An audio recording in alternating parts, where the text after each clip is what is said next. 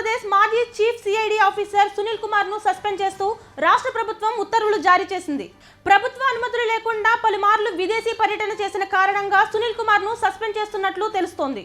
అనుమతులు లేకుండా పలుమార్లు విదేశీ పర్యటన చేసిన కారణంగా రాష్ట్ర ప్రభుత్వం సునీల్ కుమార్ పై విచారణ కమిటీ వేసింది. దీనిపై మరింత సమాచారం అందించేందుకు మా ఎగ్జిక్యూటివ్ ఎడిటర్ రవీంద్ర ఫోన్ లో ఉన్నారు. రవీంద్ర, చెప్పండి. కూటమి ప్రభుత్వం ఏర్పడిన తర్వాత ఐఏఎస్ ఐపీఎస్ ల బదిలీలు సస్పెండ్లు ఎక్కువవుతున్నాయి. దీన్ని ఏ విధంగా చూడొచ్చు?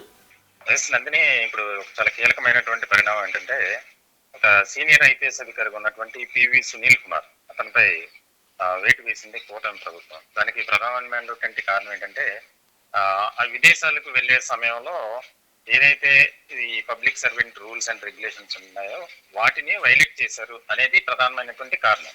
2019 నుంచి 2024 మధ్యలో ఆయన వెళ్ళినటువంటి ట్రిప్స్ ఏవైతే ఉన్నాయో, యుఏఈ కానీ, జార్జియా కానీ, స్వీడన్ కానీ, అనేక రకాలుగా ఆయన కొన్నింటికి పర్మిషన్ తీసుకున్నప్పటికీ కొన్ని మాత్రం ప్రభుత్వం సంబంధించినటువంటి నియమ నిబంధనలు ఉంటాయి.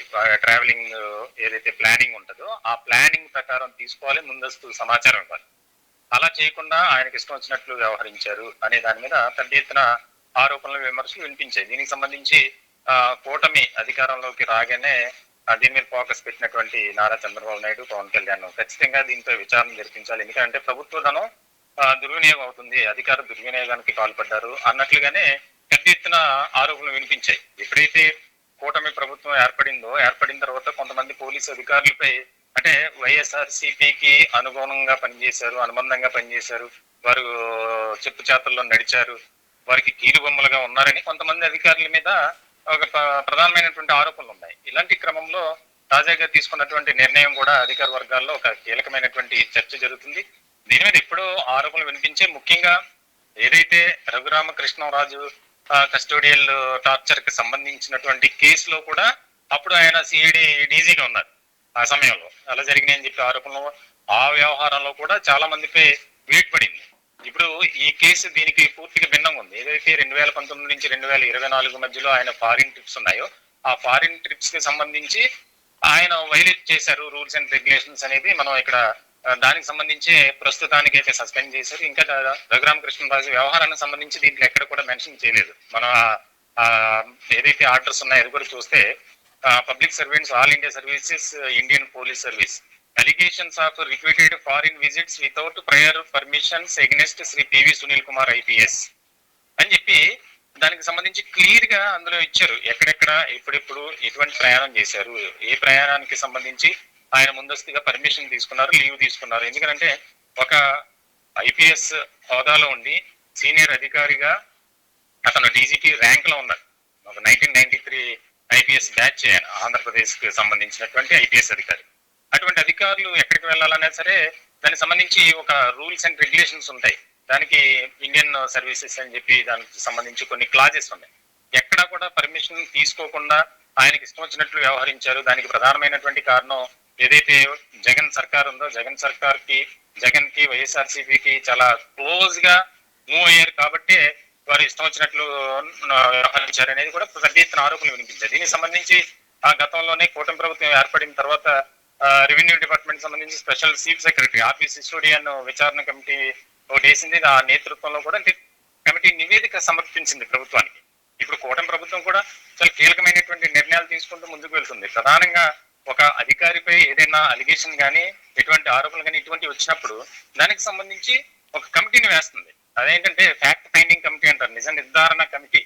అంటే దానికి సంబంధించి ఆ అధికారిపై వచ్చినటువంటి ఆరోపణలు ఎంతవరకు వాస్తవం నిగ్గు తేల్చాలి. నిగ్గు తేల్చిన తర్వాత దానికి సంబంధించినటువంటి ఆధారాలను సేకరించాలి. అలాగే దానికి సంబంధించినటువంటి ప్రతిదీ పాయింట్ ఎక్కడెక్కడ ఎలిగేషన్ వచ్చింది దానికి సంబంధించి ఆ రిపోర్ట్ ఇవ్వాలి. రిపోర్ట్ ను బేస్ చేసుకుని ప్రభుత్వం నిర్ణయం తీసుకుంటది. కూటమి ప్రభుత్వం కక్ష సాధింపు అనేది పెద్దగా ఎక్కువగా వినిపిస్తుంది. కానీ దీనికి సంబంధించి చూడాల్సింది ఏంటంటే, సిసోడియా ఎవరైతే ఆర్పి సిసోడియా ఉన్నారో ఐఏఎస్ అధికారి, ఆయన ఇచ్చినటువంటి రిపోర్ట్ బేస్ చేసుకుని ఇప్పుడు వాస్తవమే, దీనికి సంబంధించి ఆయన రూల్స్ అండ్ రెగ్యులేషన్స్ ని వైలేట్ చేశారు కాబట్టి సస్పెండ్ చేయాల్సినటువంటి పరిస్థితి ఉందని చెప్పి ఆయన ఒక ప్రపోజల్ పెట్టారు. ఆ ప్రపోజల్ అనుగుణంగానే ఇప్పుడు ఆయనపై వేట్ పడింది. ఎందుకంటే ఇలా చాలా మంది గత ప్రభుత్వానికి చాలా క్లోజ్ గా పనిచేసినటువంటి వారిగా ముద్ర పడింది. ఇదంతా ఇప్పుడు రాజకీయ కోణంగా జరుగుతుంది అని అనుకోవచ్చా? పొలిటికల్ యాంగిల్ అనేసరికి అంటే ఎవరైనా సరే ప్రతిపక్ష పార్టీలు ఉన్నటువంటి పరిస్థితుల్లో ఇది రాజకీయ కోణం అని ఒక ఆలోచన వ్యక్తపరుస్తారు. కానీ ఇక్కడ ఏదైతే ఇప్పుడు క్లియర్ గా ఉంది, గవర్నమెంట్ ఆఫ్ ఆంధ్రప్రదేశ్ అబ్స్ట్రాక్ట్ అని చెప్పి మనం జీవో కనుక చదివితే దాంట్లో క్లియర్ కట్ గా ఉంది. ఏమని? Violation of all India services rules 1968 placed under suspension under rule 3(1) of all India services discipline and appeal rules 1969 orders issued అని చెప్పి చాలా క్లియర్ గా ఉంది. అంటే దాని ప్రకారం ఏదైతే ఒక ఉన్నత స్థాయి హోదాలో ఉన్నటువంటి అధికారులు ఆ రూల్స్ 1968 ప్రకారం అండర్ రూల్ ఏదైతే ఉందో దాని ప్రకారం నడుచుకోవాలి. కానీ ఇక్కడ దాన్ని అతిక్రమించినటువంటి పివి సునీల్ కుమార్ పై మేము ఈ వేటు అంటే సస్పెండ్ వేటు వేసామని చెప్పి క్లియర్ కట్ గా ప్రభుత్వం తరఫున జీవోలు కూడా పొందుపరిచారు. ఆయన ఎక్కడెక్కడికి ఎప్పుడెప్పుడు ప్రయాణం చేశారు ఏంటనేది.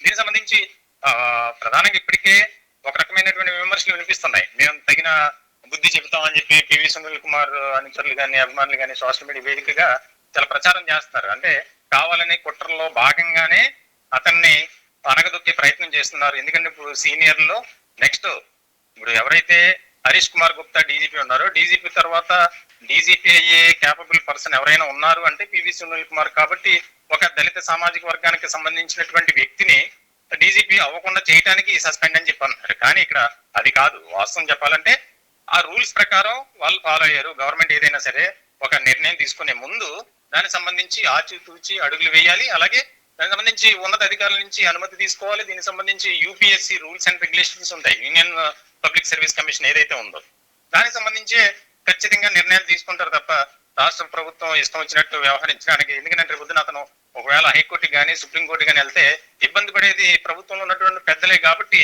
దీనికి సంబంధించి అది నిర్ధారణ అయింది. ఏదైతే విదేశీ పర్యటన ఉందో ఆ విదేశీ పర్యటన సరైనటువంటి రీతిలో చేసుకోలేదు కాబట్టి సస్పెండ్ చేస్తున్నాం అనేది.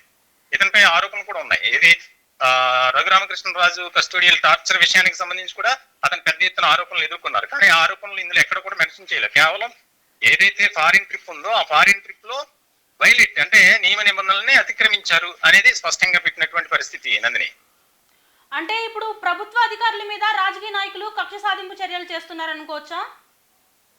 అదే అంటే ఇప్పుడు ఖచ్చితంగా వాళ్ళు ఒక పాయింట్ ఆఫ్ వ్యూలో ఎవరైతే ఆరోపణలు ఎదుర్కొంటూ ఈ రకమైనటువంటి విమర్శలు ఎదుర్కొన్నారో వారు ఖచ్చితంగా వారి వర్గీయులు కానీ ఇలాగ కక్ష సాధింపే అనొచ్చు. ఎలా అయినా సరే ఏ ప్రభుత్వం ఉన్నా సరే పాలకులు ఎవరైనా సరే బలయ్యేది బలి పశువులు అయ్యేది ఐఏఎస్ అధికారులు, ఐపీఎస్ అధికారులు, ఇతర ఉన్నత స్థాయి అధికారులు మనం ఖచ్చితంగా చెప్పొచ్చు. పివి సునీల్ కుమార్ ఈ సస్పెన్షన్ ఆర్డర్ ఏదైతే వచ్చిందో సస్పెన్స్ ఉత్తర్వులు దాని ప్రకారం ఖచ్చితంగా చెప్పొచ్చు. ఎందుకంటే అప్పుడు ఉన్నటువంటి ఆ పాలకులు ఏదైతే చెప్తారో అదే చేయాలి. ఐఏఎస్ కానీ ఐపీఎస్ కానీ ఏ అధికారైనా. కానీ లాస్ట్ కి బలయ్యేది వారే. ఇప్పుడు ఎవరన్నా పివి సునీల్ కుమార్ ని జగన్మోహన్ రెడ్డి ఏమన్నా సపోర్ట్ చేస్తాడా? లేకపోతే అతను సస్పెండ్ ఆపగలిగే పరిస్థితి ఉందా? లేదు. కాబట్టి అధికారులు కూడా ఇప్పుడు ఒక ఆలోచనలో ఉన్నారు. ఎందుకు మనం ఈ విధంగా వారి మాట వినాలి చేయాలి అని చెప్పి ఇప్పుడు అధికారులు కూడా ఈ సస్పెన్షన్ తర్వాత రాష్ట్ర వ్యాప్తంగా ఉన్నటువంటి ఐపీఎస్ లో ఐఏఎస్ లో ఒక 5వ సమావేశాన్ని నిర్వహించుకున్నారని కూడా తెలుస్తుంది. అది ఎంతవరకు వాస్తవం తెలియదు. Nandini, okay, thank you Ravindra. ఇదంతా కేవలం ప్రభుత్వ అధికారులపైన రాజకీయ నాయకుల కక్ష సాధింపు చర్య అన్న ఆరోపణలు అయితే వినిపిస్తున్నాయి. సామాజిక అస్త్రం Number one.